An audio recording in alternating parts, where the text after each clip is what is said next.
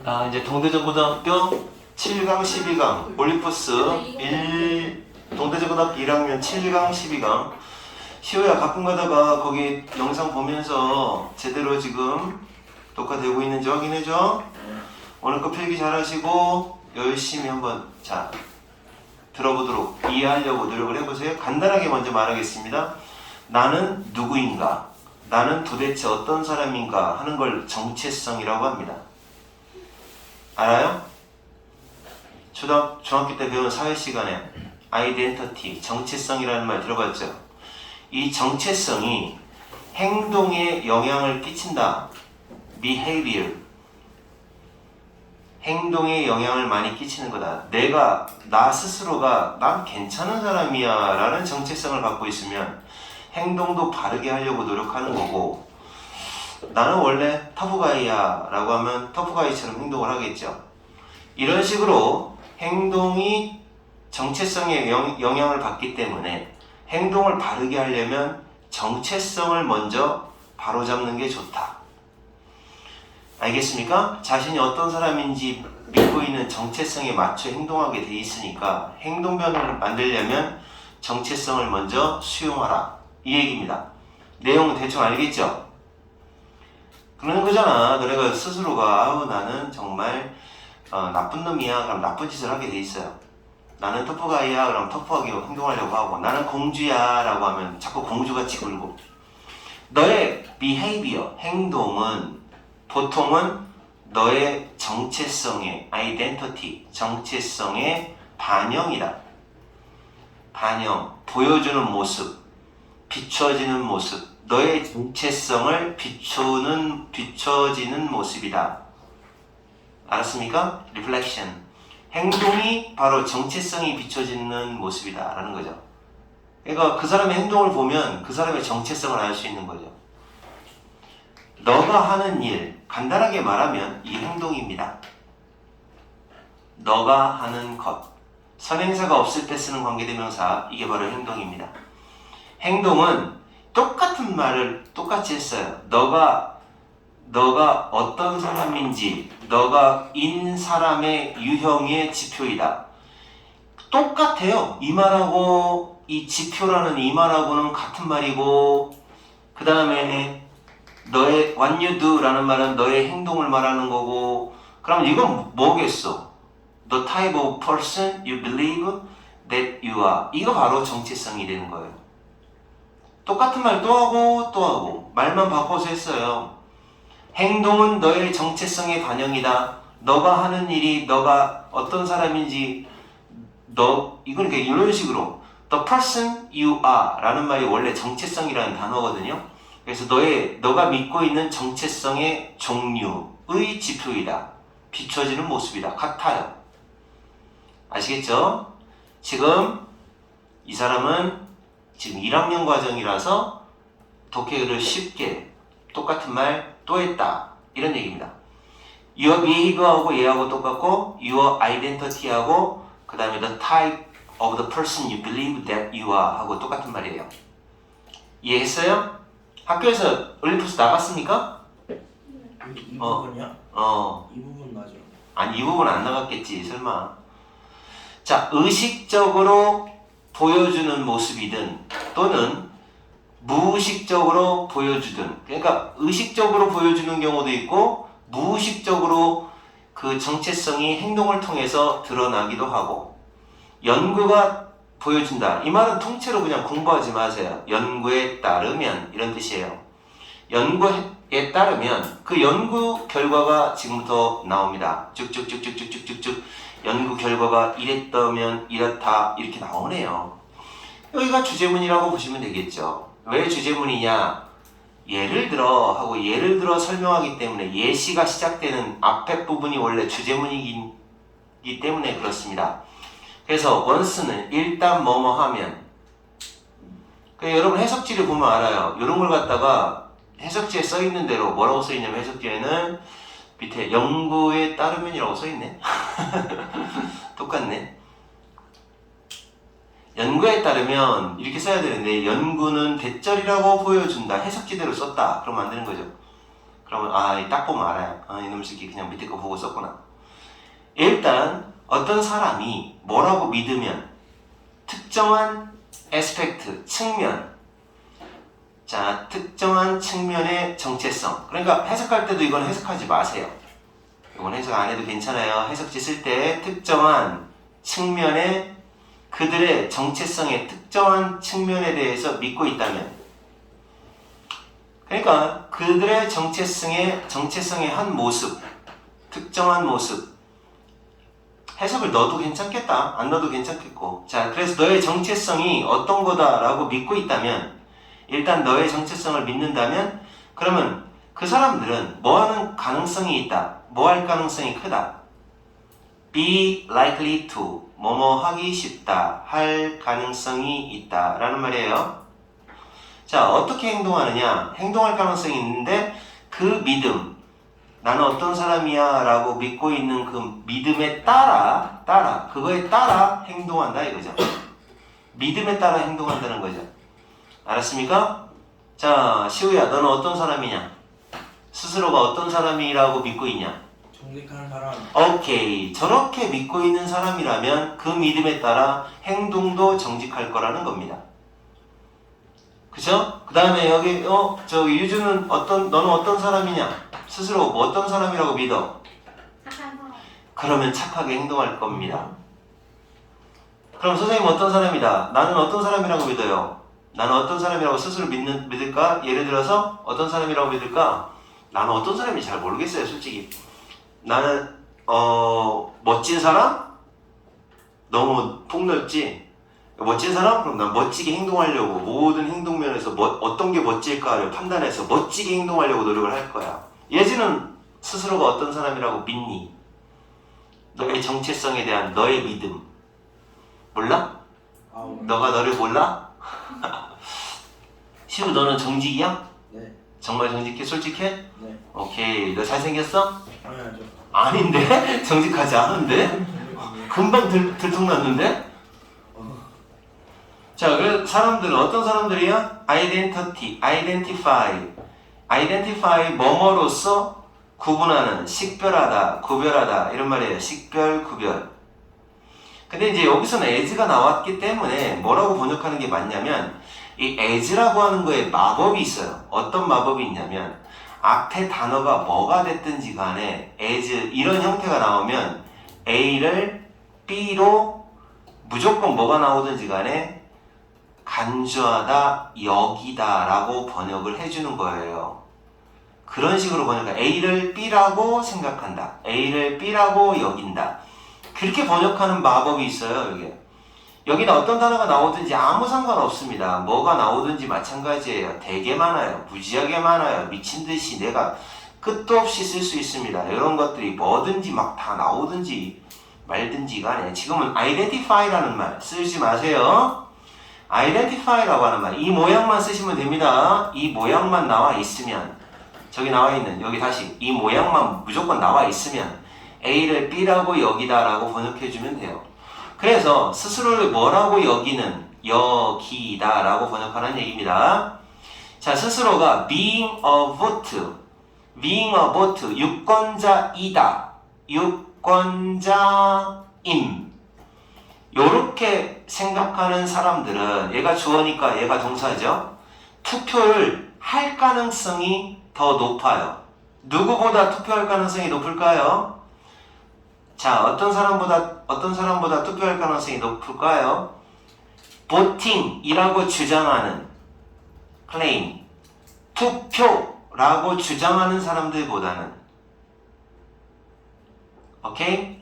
투표가 뭐라고 주장하는 거냐? 투표는 그들이 수행해야 될 행동이야. 대시 생략되어 있습니다.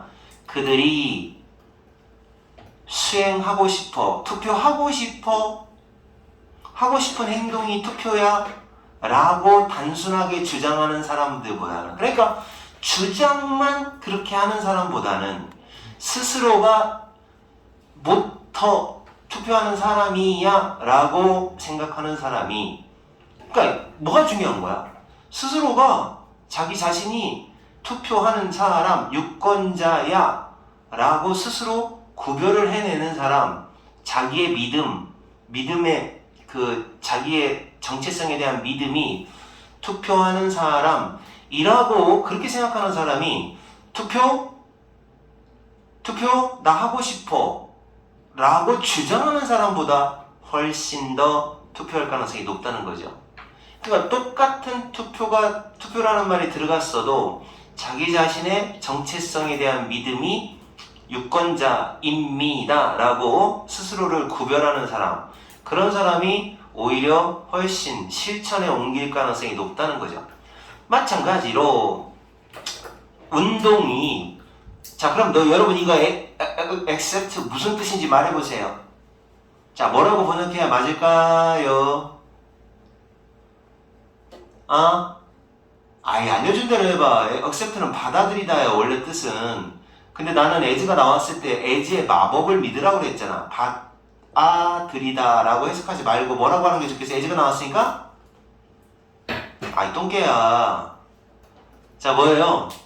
as가 나왔으면 무조건 뭐뭐로 여기다.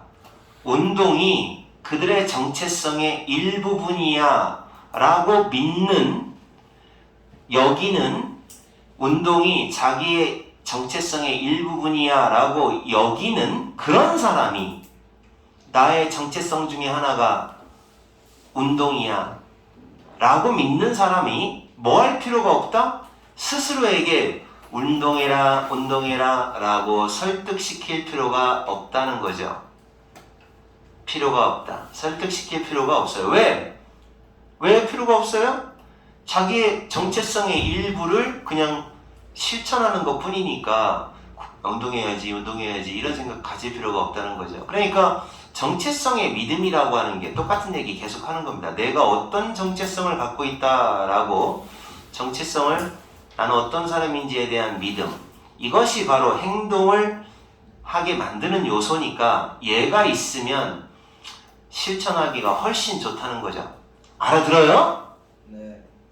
너 못 알아듣겠어? 너무 말이 어려워? 근데 쉬운데? 요거는 쉬운 거예요 그래도.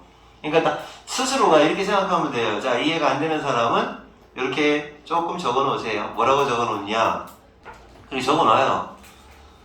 운동이 나의 정체성이야 라고 믿는 사람, 운동 잘한다.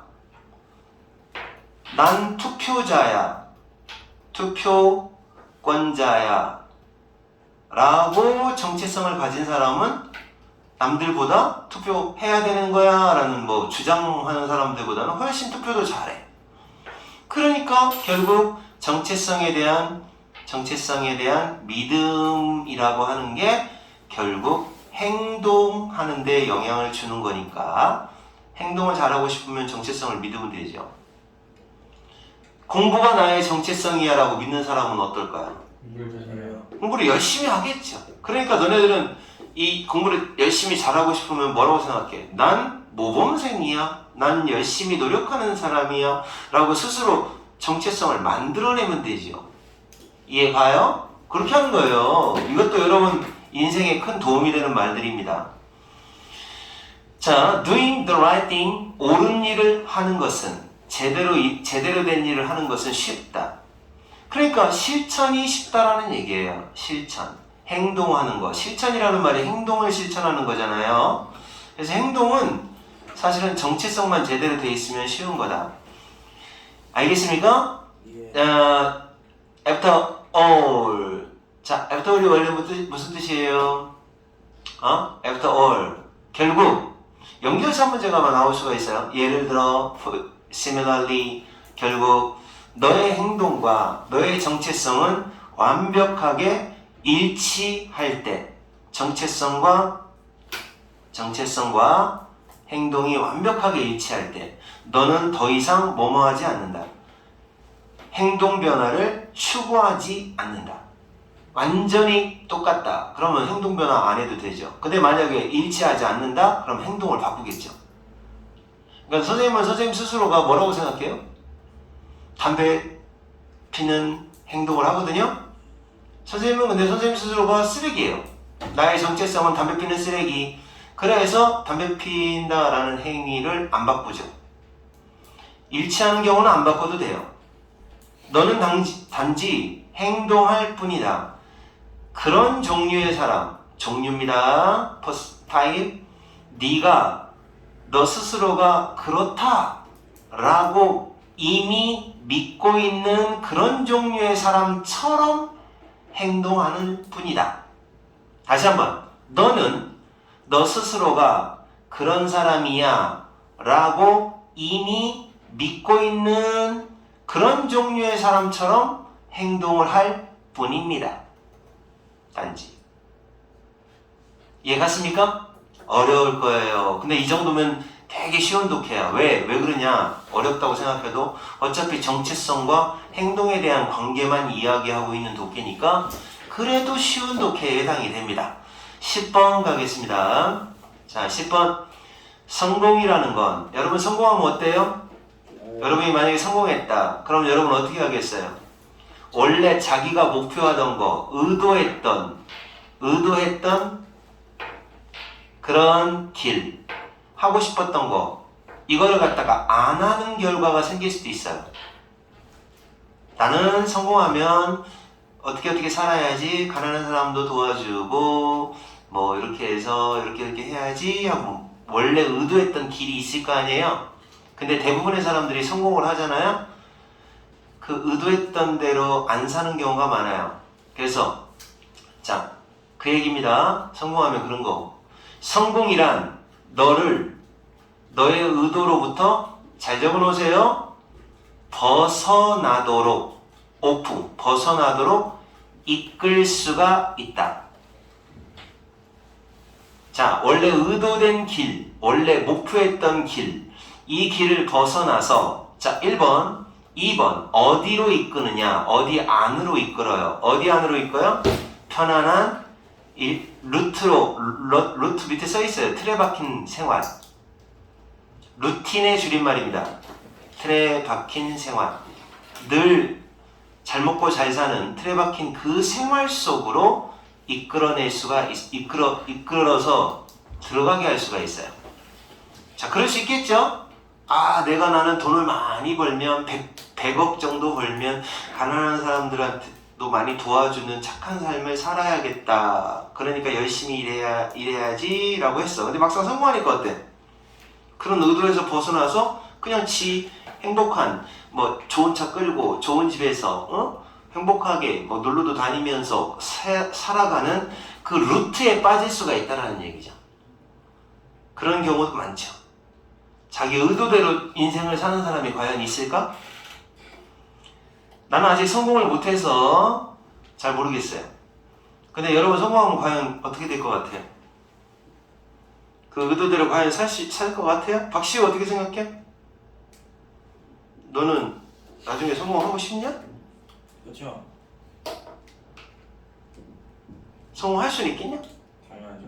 오케이. 그럼 성공하면 너는 어떤 의도를 가지고 너의 인생이라는 길을 살 거냐? 몰라? 너 목표 없어? 그냥 잘 되겠지라는 막연한 생각뿐이야? 대한민국 1등 사업가. 1등 사업가가 되면 그게 성공의 목표고, 그러면 너가 성공했을 때 네가 의도한 인생의 길이 어떤 길이야? 그냥 시그니엘 살기. 그렇게 산다고? 네. 그래? 그거 뭐야? 그냥 네 행복을 위해서 사는 거잖아. 너는 아무 의도도 없는 거야? 너 인생에 의도도 없어? 의도가 뭔지 몰라? 인생의 목표.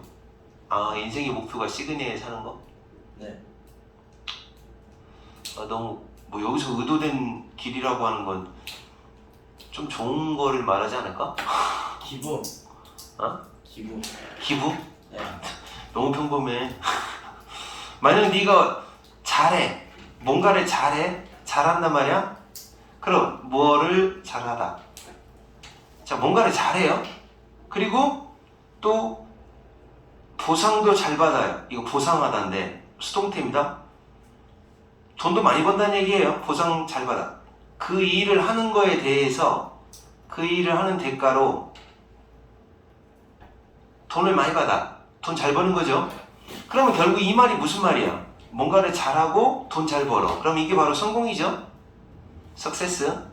이렇게 성공을 하면 너는 뭐 하고 싶을지도 몰라? 자, 그럼 어떤 마음이 들까요? 계속 하고 싶겠죠? keep ing, 계속 그것을 하다. keep ing, 계속해서 하고 싶겠죠?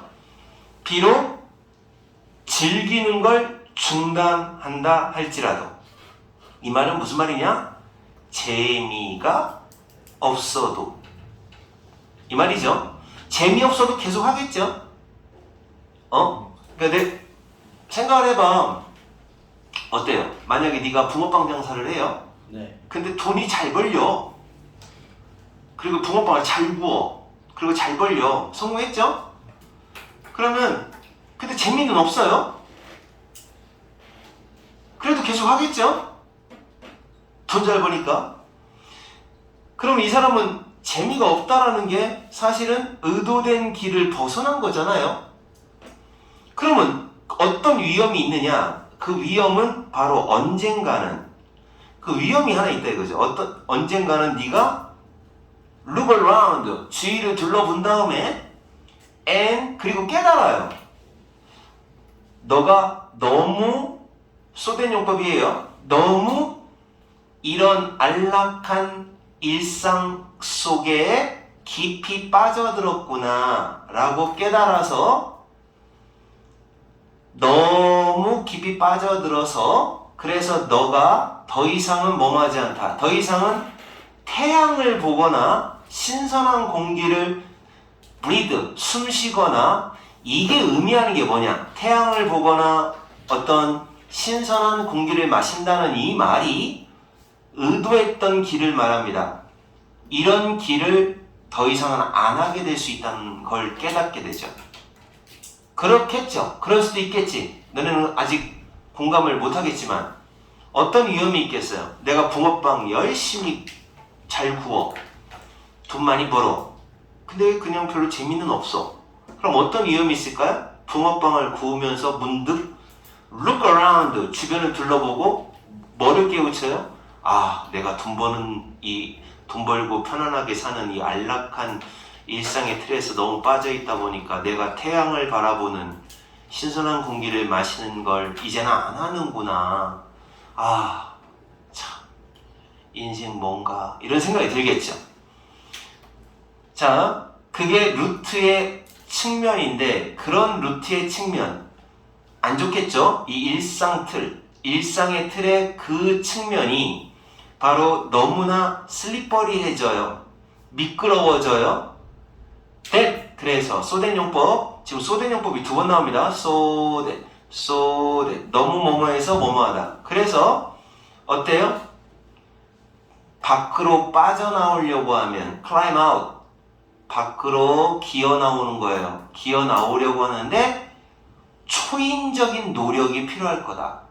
엄청 힘들 거다. 이런 말이죠. 엄청 힘들어질 거다. 그러니까 여기서의 사이드는 측면이라고 번역을 하는데 진짜 측면이에요. 이렇게 되는 거죠. 지금 너무 루트, 일상의 그 편안한 루트가 이렇게 있는데 여러분이 이 속에 빠져버려요. 안락한 삶 속에 빠지는데 이 사이드, 옆면이 너무 미끄러워서 빠져나오기가 어렵다는 거죠. 슬리퍼리에서. 빠져나오려면 초인적인 노력이 필요하게 된다. 그러니까 결국은 이런 일을 예방하려면 루트에 빠지지 말거나 루트를 조금 만들어야죠. 그래야 빠져나올 수 있는 거지. 그치? 그러니까 이 사람은 뭐 하라는 거야? 원래 의도된 삶을 살아라. 이런 얘기죠. 원래 의도된 삶대로 살아라. 이렇게 안락한 생활이라는 그런 일상 틀, 그런 루트에 빠지지 말라는 얘기예요. 자기가 늘 즐겁게, 뭐 돈은 벌고 못 보고는 얘기 안 해요. 늘 즐겁게 의도된 길을 가라. 이 얘기죠. 한 번 빠지면 헤어나오기 힘들다라는 그런 얘기 같아요. 알아들어요? 이건 알아들어 못 알아들어? 이것도 못 알아들어? 그래서 이 영상 다시 한번 보면 더 이해될 겁니다. 그리고 사실 영상 다시 보면 조금 더 이해되지 않나? 안 돼요? 처음 들을 때보다 조금 더 이해 잘 되지 않나? 아니냐? 똑같아? 세 번 보세요 그럼. 그리고 효과적으로 빠져나온다, climb out, 밖으로 기어 나온다. 그리고 또 실질적으로, 이건 실제로네. effectively가 여기서 다른 뜻으로 쓰였어요. 효과적으로가 아닙니다. 이거 뭐라고 쓰였어요? 자, 빨리 여기 써놔요. 뭐라고? 자, 어떻게 돼요? 어떤 거요? 어디 뭐라고 해석 뭐라고 나왔는지 한번 확인해 보세요.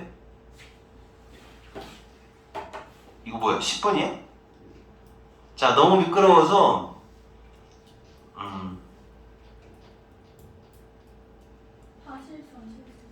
그래요. 사실상이라고 나왔어요. 여기는 사실 너는 스톡 당한다. 부침을 당한다는 얘기예요. 스틱의 과거분사. 부침을 당한다. 다시 말해 옴짝달싹 못한다는 얘기가 돼요. 옴짝달싹 못한다. 꼼짝 못한다라고 하죠. 옴짝달싹 못한다. 이거 표준어예요. 옴짝달싹 못한다. 이렇게 돼요. 그래서 사실 빠져나오려면 엄청난 노력이 될 거고 너는 그 안에 갇혀버리게 되는 것이다. 그 루트라고 하는 안락한 삶 속에 갇혀버린다라는 거죠.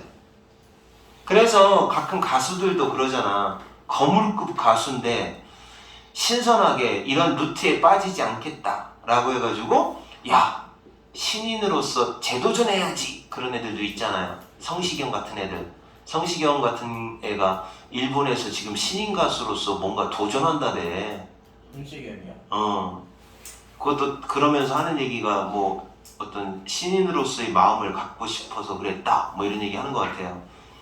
자, 그것은 많은 랄랄라가 뭐하는 상황이다. 많은 워킹 피플, 일하는 사람들이 그들이 빠져있을까봐, 지금 안에 빠져있을까봐 걱정하고 있는 상황이다.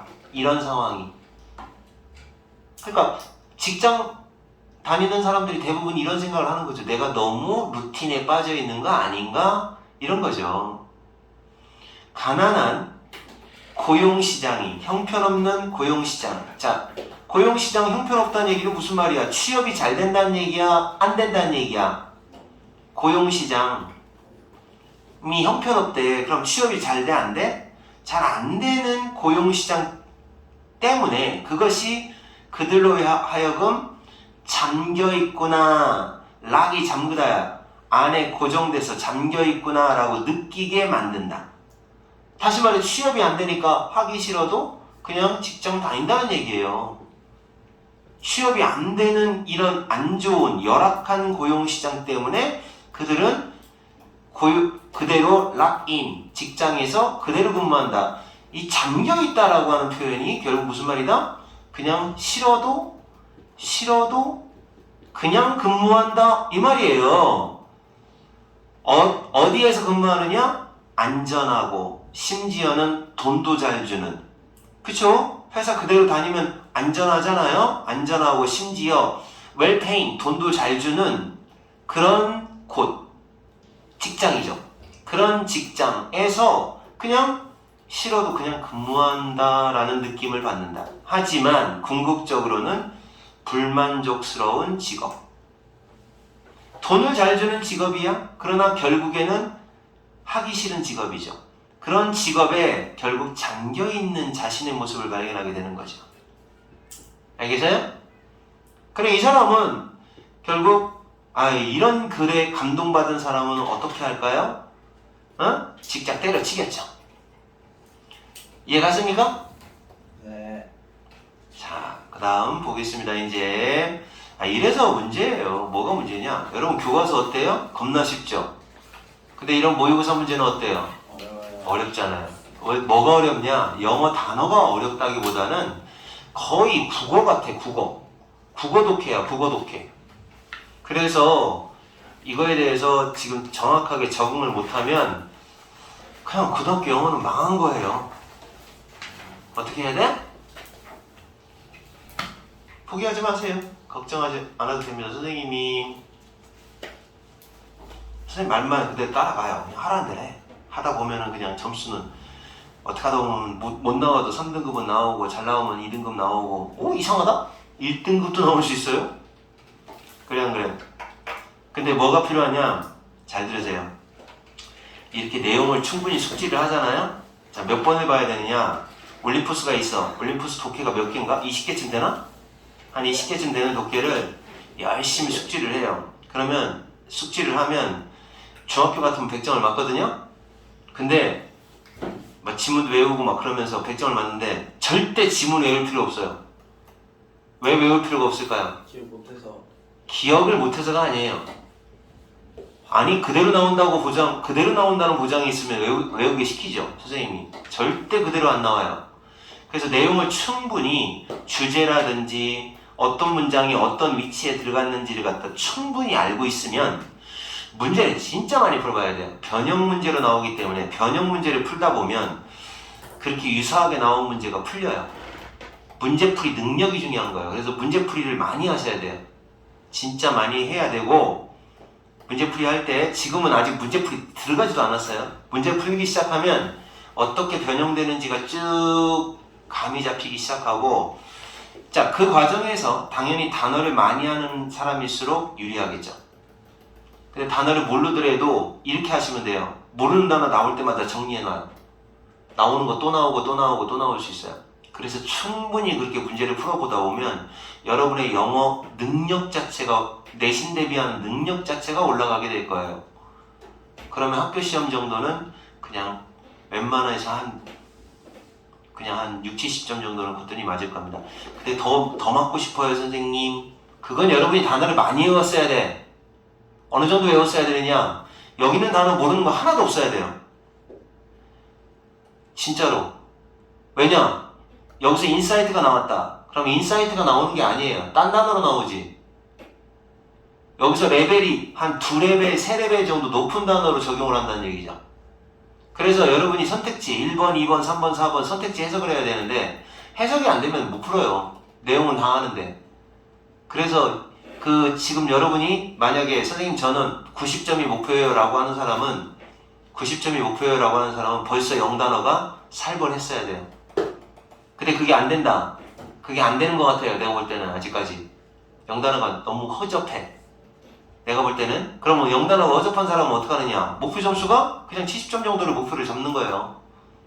근데 우연히 어떻게 자기가 아는 단어가 나왔으면 80점 나오는 거고 재수 좋으면 90점 나올 수 있겠지만 사실은 이 점수 가기는 어려워요. 0단어 안 돼 있으면. 따라서 여러분은 평상시에 0단어 무지하게 외우셔야 돼요. 머릿속에 꽉꽉 잡아놔. 그러면 고등학교 내신 11번이잖아요. 내신 11번이에요. 12번째는 그거예요.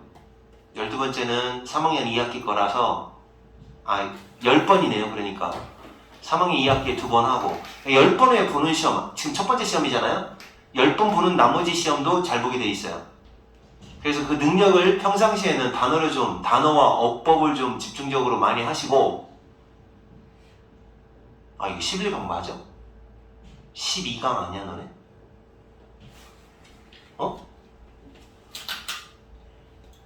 잠깐만 선생님 잠깐 착각하면 안 되는데 11강 시험 범위 한번 잠깐 확인해 주세요. 11강이면은 요거 잘못 뽑은 거예요. 시험 범위 뒤에 봐봐. 11강인가 11강 맞아요? 오케이 됐어요. 깜짝 놀랐네. 안 그랬으면 이거 다시 뽑을 뻔했네. 자, 그래서 여러분도 이게 지금 그리고 영어 공부는요 충분히 하세요. 요번에 실력이 향상이 됐다. 시험을 못 봐도 공부하는 능력으로 향상이 됐다. 그럼 다음번에 조금 더 잘 볼 수 있을 거예요. 나온 거 또 나오고 또 나오고 그럽니다. 그래서 영어 공부는 충분히 해놓으세요. 괜찮으니까. 공부하기 싫을 땐 영어 공부하세요. 나 공부하기 싫어. 그럼 영어 하세요. 공부를 막 하고 싶은 마음이 막 많이 들 때는 뭐를 해야겠어요? 수학 공부해야죠. 근데 하기 싫다. 그럼 영어 공부 살짝 하고 아침에는 공부가 안 되니까 영어 해야지. 그러고 공부가 잘 되네? 그러면 수학하고. 영어가 제일 싫다고요? 영어 좋아해야 돼. 그럼 선생님이라도 좋아해 빨리. 그래야 영어를 좋아하게 되는 거야. 알았어? 자, 엑스퍼트 전문가에 대한 연구.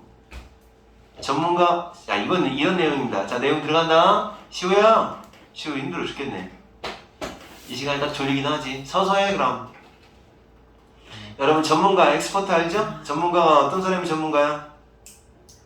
한 분야의 전문가. 무슨 말인지 알죠? 전문가는 투부정사하는 것, 이게 가짜 주어고, 이게 진짜 주어가 되는 구문이에요. 전문가는 깊고 유연한 flexible 융통성 있는 유연한 이해 깊은 유연한 이해가 무엇을 의미하는지를 전문가에 대한 연구가 보여준다. 자, 그래서 통찰력을 보여준다라는 어려운 말을 썼어요. 자, 통찰력을 보여준다라는 어려운 말을 썼는데, 자, 그러지 마세요. 통찰력을 보여준다라는 말은 무슨 말이냐? 전문가에 대한 연구에 따르면 이라고 해석을 하면 됩니다. 여기까지를. 전문가에 대한 연구가 뭐뭐라는 통찰력을 제공한다라는 말은 전문가에 대해 연구해 보니 이렇게 해석을 하는 거예요. 말 쉽게. 전문가에 대해서 연구를 해보니까 깊은 이해와 유연한 이해를 갖는다는 게 뭔 뜻인지를 알 수 있다. 라는 말이지. 그래서 이 독해는 전문가들에 대한 전문가가 소재인데 전문가는 어떤 사람이다? 전문가는 과연 어떤 사람이다? 한마디로 말해서 이해를 유연하게 하고 깊이 있게 하는 사람을 전문가라고 본다는 거죠. 전문가를 연구해보니까 전문가는 깊은 이해를 가지고 있고 유연한 이해를 가진 사람이 전문가다 라고 얘기하는 거죠. 전문가들은 주어고 얘가 동사야. 어떤 사람들이 말하느냐? 특정 분야의 도메인, 분야의 전문가는 어떤 사람을 말한다? 깊고 풍요롭게 상호 연결되어 있는 생각, 서로서로 관련 있는, 연결되어 있는 생각들을 가진 사람, 세상에 대해서 깊은 생각을 가진 사람, 상호 연결되어 있는 생각을 가진 사람을 전문가라고 한다. 자, 그러면 전문가에 대한 얘기 정리하겠습니다. 전문가는 어떤 사람? 깊은 이해를 가진 사람. 자, 정리할게요. 깊은 이해를 가진 사람, 유연한 이해를 가진 사람, 그리고 상호 연결된 아이디어를 가진 사람을 전문가라고 한다. 이 얘기입니다. 여기까지. 키워드만 알아두면 돼요. 여기까지 해서는 빈칸도 없고 자리도 없고 하니까 여러분 독해할 때 순서대로 하나씩 해석할 필요 없어요. 문법도 안 나와요. 그래서 전문가는 어떤 사람이다? 깊은 이해를 가진 사람, 유연한 이해를 가진 사람, 상호 연결된 세상에 대한 생각을 가진 사람. 자, 그 사람들은 단지 좋은 생각, 그 사상가라고 합니다. 생각을 잘하는 사람인 것만은 아니다. 생각을 잘하는 사람인 것은 아니다. 또 탁월하게, 예외적으로 굉장히 탁월하게 똑똑한 그런 사람도 역시 아니다. 그러면 좋은 생각하는 사람 전문가 아니고 똑똑한 사람 전문가 아니라는 거예요. 전문가는 지금 앞에 핵심어가 나왔어요. 그런 사람이 전문가는 아니고 오히려 어떤 사람이 전문가냐? 전문가는 특정한 분야의 지식을 갖고 있는 사람이 전문가예요. 자, 그러니까 특정 지식이 있어야 된다는 거예요. 구체적인. 그리고 전문가, 예를 들어서 타일 전문가야. 근데 다른 분야는 하나도 몰라. 근데 타일만큼은 기가 막히게 잘 알아. 그럼 그 사람 타일 전문가. 축구 전문가다. 그러면 다른 건 하나도 몰라. 하지만 그 축구라는 특정한 분야에서는 지식이 탁월해. 그러면 축구 전문가. 쌤도 전문가죠? 무슨 전문가일까요? 영어. 영어 가르치는 영어 전문가잖아요. 영어 가르치는 전문가. 그죠? 그렇다고 선생님은 다른 거, 예를 들어 다 다른 분야를 잘하느냐? 뭐라고 하지? 다 잘하는 사람을 뭐라고 하지? 만능적으로 잘하는 사람을 팔방미인이라고 하죠. 팔방미인이 전문가는 아니라는 거예요. 자, 깊은 이해 특정한 분야만 잘하는 특정한 분야의 지식을 가진 사람, 이게 전문가다. 이를테면 특정 분야가 어떤 분야를 말하냐면 체스 같은 거, 체스 전문가, 화학 전문가, 테니스 전문가 이런 식이죠. 그리고 제너럴리스트는 아닌 거다라는 말이죠. 제너럴리스트가 일반적으로 모든 걸 다 잘하는 사람을 제너럴리스트라고 하는 거예요.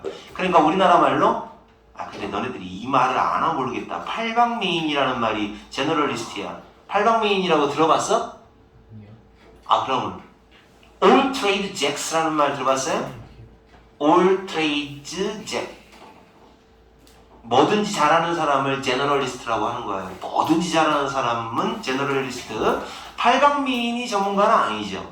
그래서 전문가는 제너럴리스트라고 안 하고 뭐라고 하느냐? 스페셜리스트라고 하는 거예요.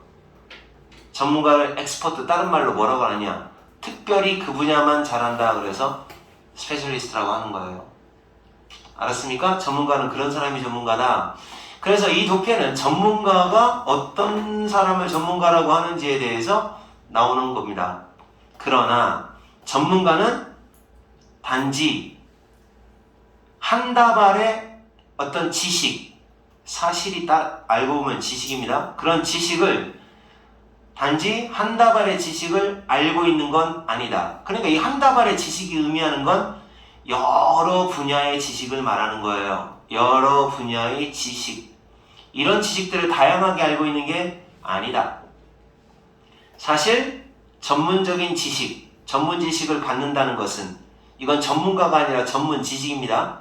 전문 지식, 한 주제에 대해서 한 주제의 전문 지식을 갖고 있다는 것은 바로 뭐를 의미하느냐? 지식이 정돈되어 있다라는, 조직되어 있다라는 의미가 된다. 뭘로 조직되어 있느냐? 조직되다, 잘 정돈되어 있다는 뜻이에요. 뭘로? coherent frameworks로. coherent는 밑에 조그만하게 써 있을 겁니다. 뭐라고 써 있어요?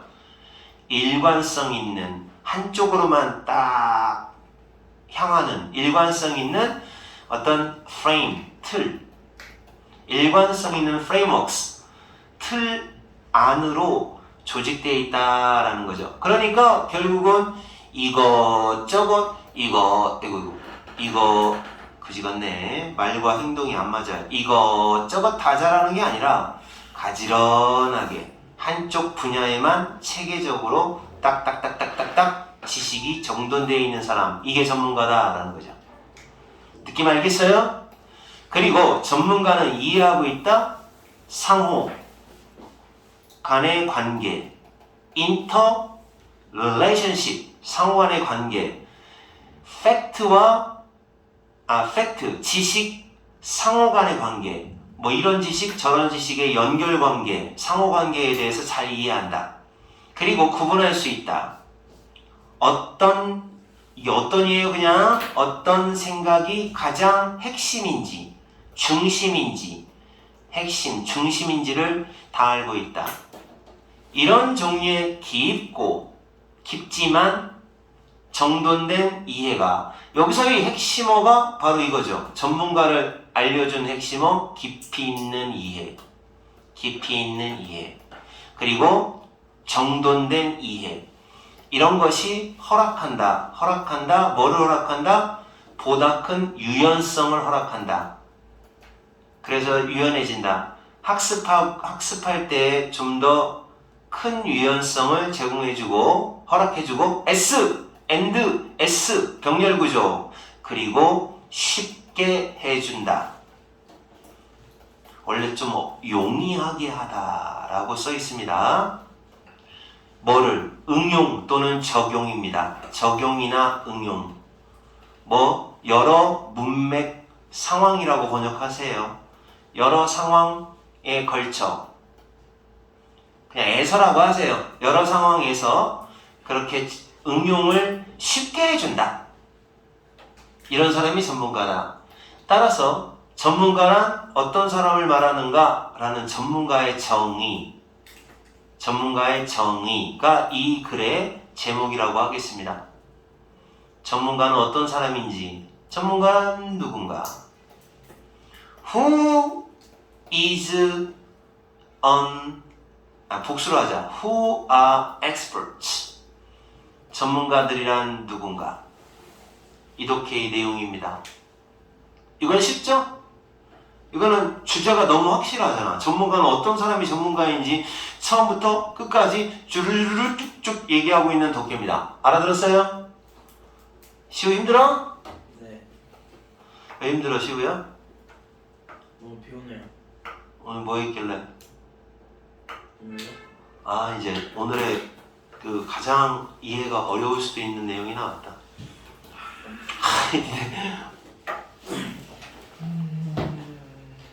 너네 은유가 뭔지는 알아?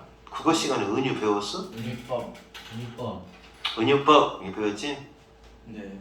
그러니까 너네들이 나한테 이렇게 영어 독해를 배우니까 감사해야 돼. 감사합니다. 왠 줄 알아? 그게 선생님은 그냥 일반 영어 선생님하고 조금 달라. 왜 다를까? 선생님이 왜 일반 영어 선생님하고 다를까? 쫑쌤이라서. 선생님은 영어 선생님이기만 한 게 아니라서 다행인 거야. 영어 선생님이 아니라 나는 무슨 선생님이야, 시우야? 역사 선생님이야. 맞죠? 나는 사회 선생님이야. 맞죠? 최근에는 과학과 국어 선생님이기도 해. 자, 기술 선생님이야. 맞죠? 자, 그럼 선생님의 배경 지식은 어떻게 써? 영어에서 꼭 필요한 배경 지식이 있어야 되잖아. 네. 어떤 분야에 대해서 뭔가 좀 알고 있어야 가르치기 쉬울 거 아니야. 근데 선생님은 배경 지식이 많겠지, 그지? 네. 그러니까 당연히 국어 선생님만 알고 있는 은유를 설명한다. 뭐 그런 거잖아. 그러니까 배경 지식이 많으니까 내가 설명하면 조금 더 이해가 쉬울 수도 있죠. 설명해 주세요. 응? 이유가 뭐예요? 지금 제가 설명해 줄게. 메타포가 뭔지에 대해서. 그러지. 뭘 벌써 미리 하려고 해요. 그렇다는 얘기예요. 쌤이 생각해도 그래. 학교 영어 선생님들은 예를 들어 경제에 대해서 설명하려고 해. 근데 경제에 대해서 잘 모르면 자기가 모르면 설명하기가 좀 어려울 수도 있어요. 자기가 알고 있어야지 그 배경 지식까지 설명해 줄 거 아니야. 자, 메타포까지만 빨리 설명하겠습니다. 자, 이게 은유가 뭐냐면 이런 거죠. 내 마음은 호수다. 너네들 직유로 알려줄게요. 뭐죠? 번개같이 빠르다. 그녀는 이게 나오죠? 이건 뭐 은유 중에서도 직유법에 해당이 되는 거 알죠?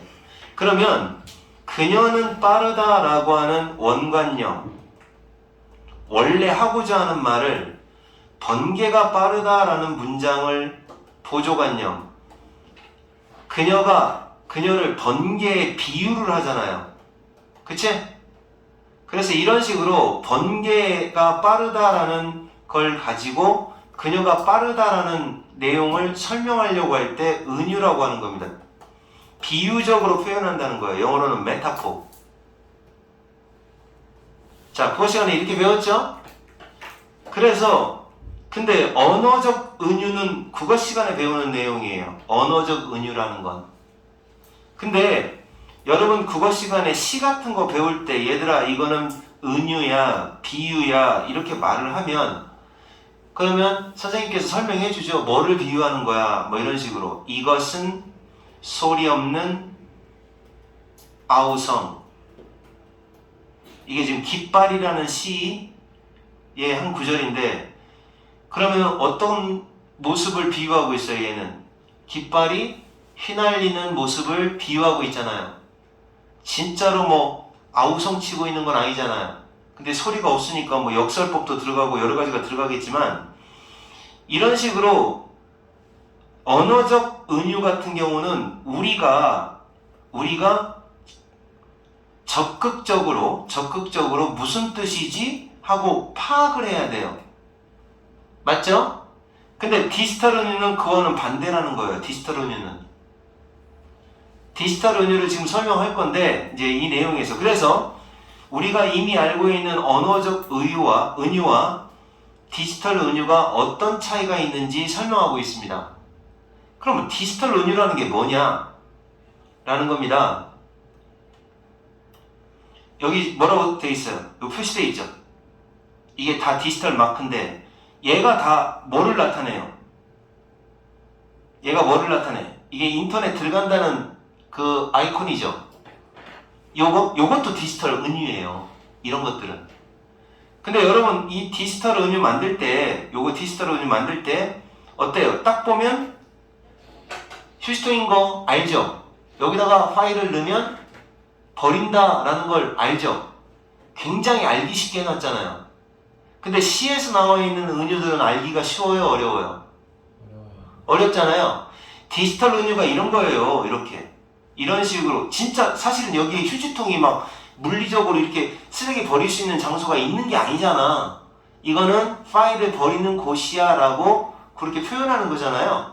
그래서 디지털 은유가 이런 것들이 아이콘을 생각하면 되는데 이 디지털 은유와 언어적 은유가 어떻게 차이가 나는지 설명하는 독해입니다. 그러니까 쉽지는 않지만 한번 들어보세요. 디지털 기술은 essentially 근본적으로 관련이 있다. 뭐와 관련이 있다. 무엇과 관련이 있다.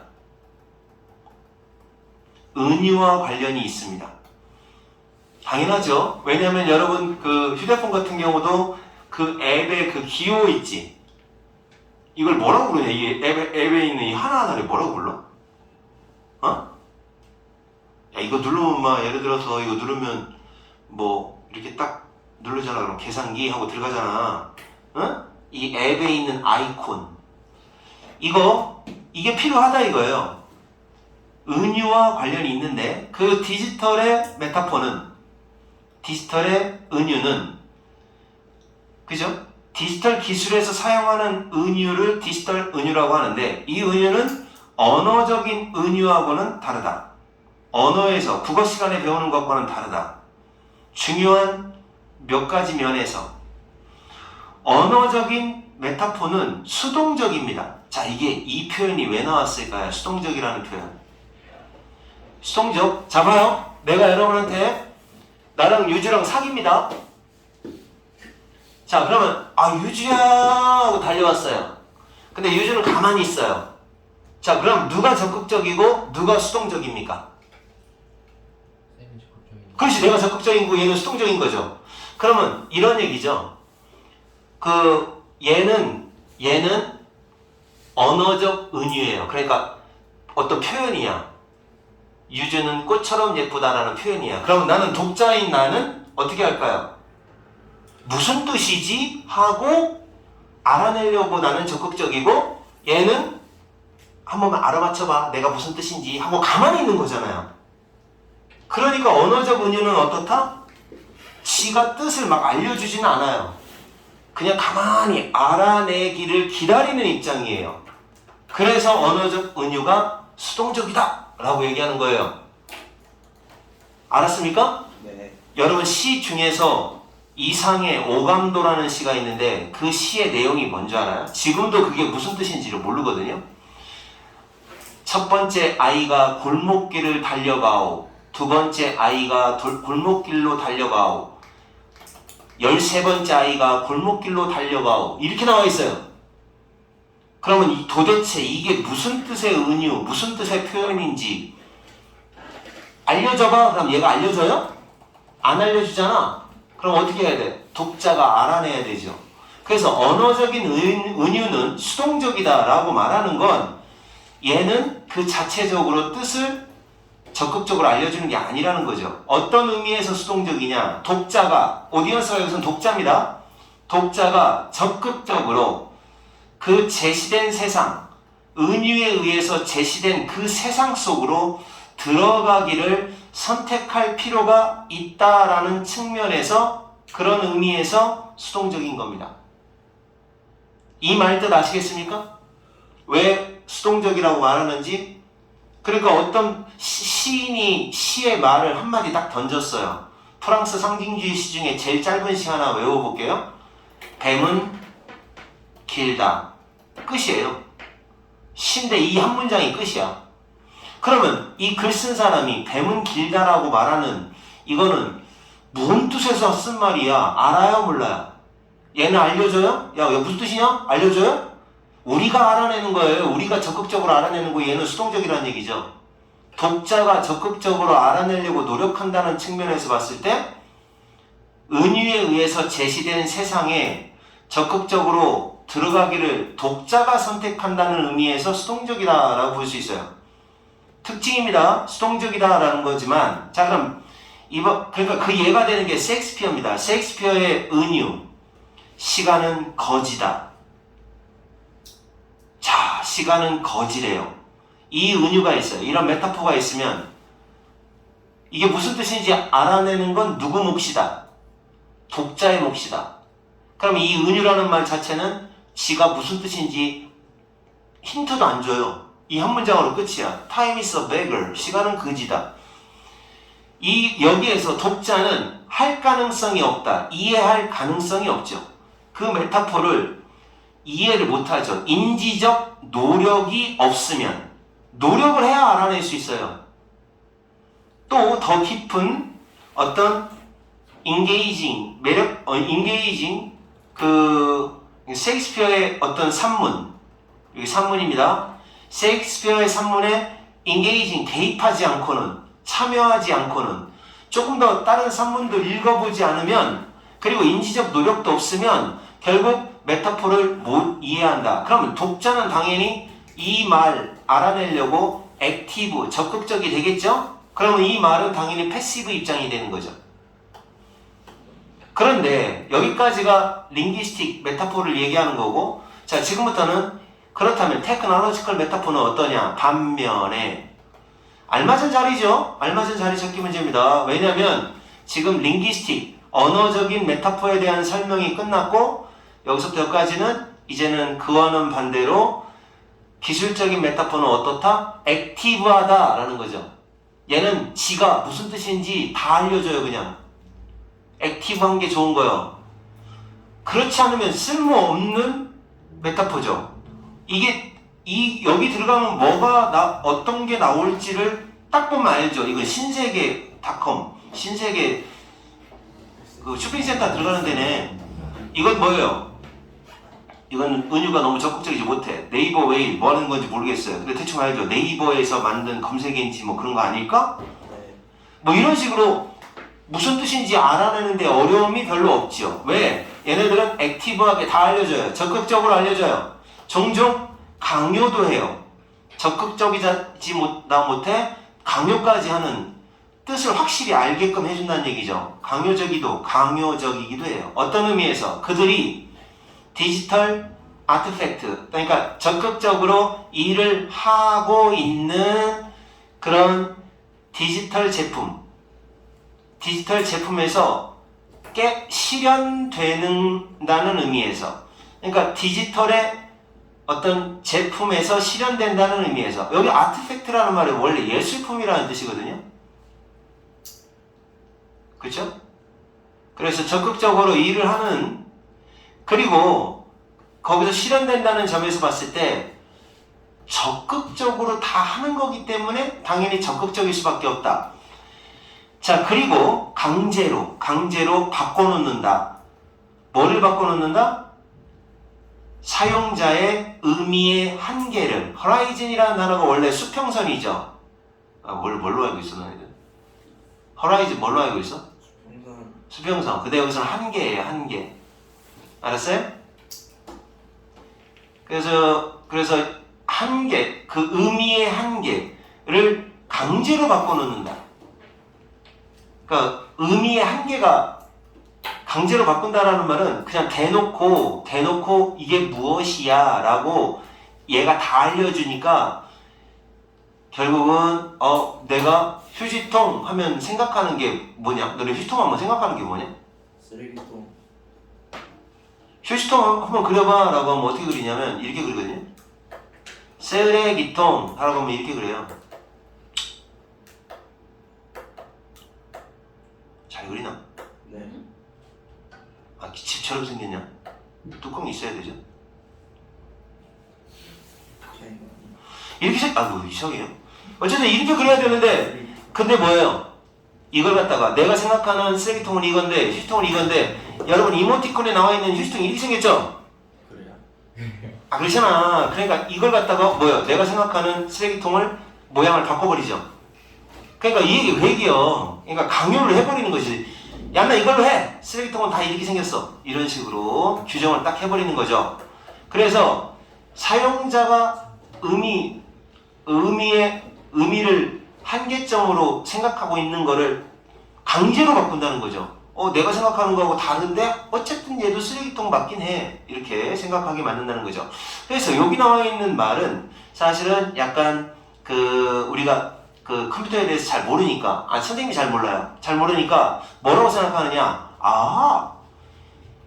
테크놀로지컬 기술적인 메타포라고 하는 놈은 어떻다? 어떤 놈인가? 지가 모든 뜻을 다 적극적으로 다 강제적으로 다 알려주는구나. 적극적으로 다 알려주는구나. 우리가 생각하는 걸 한계점을 다 바꾸면서 지 맘대로 다 하는 거구나. 독재자 같은 놈 이런 뜻인 거죠. 아시겠습니까? 테크놀로지컬 창작자는 자 이제 기술적인 창작자니까 엔지니어들을 말하는 것 같아요. 얘네들은 일반적으로 뭐뭐 할 여유가 없다. 뭐뭐 할 여유가 없다. 그러니까 할 필요가 없는 거죠. 자, 그들의 잠재적인 독자. 근데 여기서는 컴퓨터니까 사용자가 되겠죠? 사용자라고 하면 됩니다. 책 읽는 거 아니니까. 그들의 잠재적인 예비 사용자가 투부정사 할 것을 요구할 여유가 없다는 거예요. 시간 없어 죽겠는데 그게 무슨 뜻인지 설명할 여유가 없다는 얘기죠. 사용자가 어떻게 그 메타포, 비은유가 어떻게 작동하는 거지? 궁금한데? 이렇게 할 시간적 여유가 없다는 얘기예요. 빨리빨리 알려줘야 돼. 이게 이거 들어가면 뭐가 된다는 건지 다 알려줘야 된다는 거죠. 빨리 알려줘야 돼요. 그럴 여유가 없어요. 정상적으로 매력이라는 뜻이야. 셀링 포인트는. 그 매력은 바로 이거죠. 그 테크놀로지컬 메타포의 매력은 이런 좋은 매력이 있어요. 어떤 매력이 있냐? 기술의 유용성이 한눈에 보면 딱 명확합니다. 그러니까 딱 보자마자 이거 그거네 라고 인지가 가능해야 돼요. 그래야지 그런 식으로 야 이거 지금 봐봐. 선생님 이거 하면 다시 한번 배워볼게. 딱 보고 여기서 이모티콘이 아니라 이게 뭐야? 이 아이콘 중에서 가장 그 액티브한 메타포가 뭐냐? 이거는 그냥 이런 거겠는데 하고 바로 설명되는 게 뭐냐고. 제일 잘 만든 거. 쿠팡. 넌 그 쿠팡을 써봤으니까 알 거 아니야. 나는 쿠팡 이렇게 만약에 한 번도 안 써봤으면 쿠팡이 뭐 하는지 모를 것 같은데. 카카오톡. 얘가 제일 알 것 같아. 여기서 알아볼 수 있는 게 없어요 지금. 어떤 거요? 카카오톡? 이것도 솔직히 써봤으니까 아는 거 아니야. 어떤 게 제일 이거 어때요? 파일. 휴지통. 이거 들어가면 딱 어떤 파일 저장하는 곳이겠다라는 생각이 들죠? 아니요. 그럼 이 메타포 아니라고? 네. 이 두 개가 제일 괜찮은데 내가 볼 때는 나머지는 좀 휴지통 휴지통 이게. 이제 괜찮은 것 같아요. 그러니까 이거 딱 보면 어때요? 없애버리는 거. 자 그러면 그 매력이 뭐라는 얘기야? 이런 거의 매력은 뭐다? 한눈에 봤을 때 쓸모가 명확하다라는 게 매력이에요. 알았습니까? 반면에 이번엔 다시 언어적으로 돌아갑니다. 반면에 셰익스피어는 사랑을 받죠. 부분적으로 뭐 때문에 사랑받아요? 그의 작품의 의미가 시간 너무 많이 지났다. 의미가 즉각적으로 분명하지 않기 때문에 그래서 사랑받는 거예요. 자, 그럼 정리하면 그리고 어떤 생각을 요구한단 말이죠. 독자의 입장에서는 독자의 파트 입장에서 생각을 요구하니까 그러니까 사랑받는다. 자, 그러면 정리할게요. 언어적 메타포와 언어 메타포, 언어 은유와 자, 기술 은유의 차이점. 정리 이렇게 하시면 됩니다. 얘는 어떻다? 패시브하다. 수동적이에요. 오케이? 그 다음에 obscure, 애매합니다. 애매합니다. 그런 게 있죠? 그 다음에 기술 언어는 어때요? 액티브합니다. 다 보여줘요. obvious합니다. 명백합니다. 딱 보면 알아요. 이런 차이가 있다라고 얘기하는 거예요. 어려워요? 네. 응? 오늘 4개 중에서 뭐가 제일 어려워요? 마지막 거요. 마지막 거? 이거는 그러니까 선생님이 뭘 가지고서 메타포를 설명을 했냐면 이 아이콘 가지고 휴지통 아이콘 가지고 이해를 하시면 됩니다. 더 깊은 게 많아요 사실은. 여기까지 수고했습니다. 스토리. 이유 주시고. 네. 너 꺼지를 써. 야, 너네 너가 테스트 해주고 앞에 앉아.